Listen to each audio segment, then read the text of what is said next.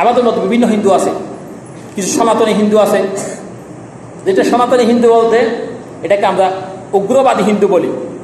এটা হচ্ছে নিউ ইয়র্কের ওনারা ইন্টারন্যাশনাল সোসাইটি খ্রিস্ট, এখান থেকে একটি তারা আপনার 1866 সালে এটা আবির্ভাব হয়েছে।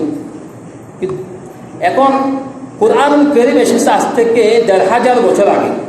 আর ওনাদের ইসকন যেটা বলা হয়, ইসকন আপনার নাম শুনছেন না? ইসকন, এটা হচ্ছে মুসলমানদের। ইসকনের পূর্ণ নাম হচ্ছে, তাদের মিশন হচ্ছে মুসলমানকে ঠেকাও, মুসলমানের ধর্মকে জমিন থেকে বিতাড়িত করো, মুসলমানদেরকে নস্যাৎ করে দাও, কিতাব থেকে মুক্ত করে ফেলো। এটার জন্য তারা বিভিন্ন দেশে আমেরিকা থেকে ইন্ধন দেয় এবং ভারতে এটার জন্য সহযোগিতা করে। কিন্তু দেখবেন মুসলমান যদি ফিলিস্তিনের মধ্যে 60,000 মুসলমানদেরকে শহীদ করেছে, ভারত কিছু বলে নাই। বলেছে? ভারতে কোনো টু শব্দ করে নাই। অন্য যেমন আমেরিকার মধ্যে দুইটা হয়, সেমিনার হয়, প্রত্যেক বছরে 2টা সেমিনার হয়। এই 2টা সেমিনারের মধ্যে মুসলমানরা মুসলমানদের পক্ষ হয়ে, বহুত মুসলমান রাজা আছে না আন্তর্জাতিক, তারপরে তারা মুসলমানদের পক্ষ হয়ে অনেক সময় কথা বলে না।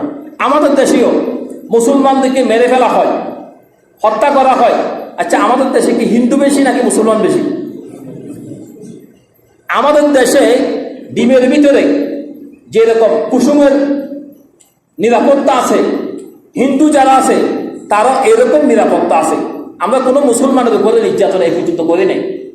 হিন্দু বাড়ি ওর আগুন জ্বালিয়ে দিই নাই, কিন্তু ভারতের মধ্যে বাবরি মসজিদকে তারা মন্দির বানিয়েছে। এই হাটাজারের মধ্যে 21 একর জমিনের মধ্যে তারা মন্দির বানিয়েছে। চাইলে তো আমরা এটা মুসলমানের দেশ, আমরাও তো পারতাম যে মুসলমানের লোক বেশি, আমাদের জায়গা বেশি প্রয়োজন, তোমাদেরকে 21 একর জায়গার মধ্যে তোমরা মন্দির বানাতে পারবে না, চলে যাও এখান থেকে, বলতে পারতাম। কিন্তু ভারতের মধ্যে মুসলমানের উপর রামকৃষ্ণ না বলার কারণে মুসলমানদেরকে ফিরিয়ে হত্যা করা হয়, নির্যাতন করা হয়, জুলুম করা হয়।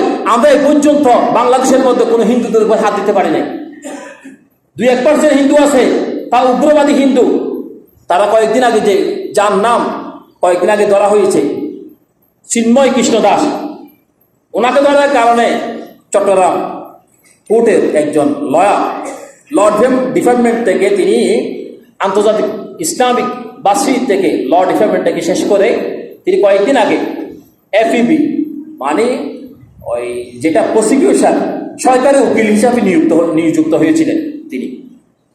তিনি নমুসলিম যারা ইসলাম কবুল করতেন, নতুন মুসলমান হতেন, তাদের উকিল ছিলেন।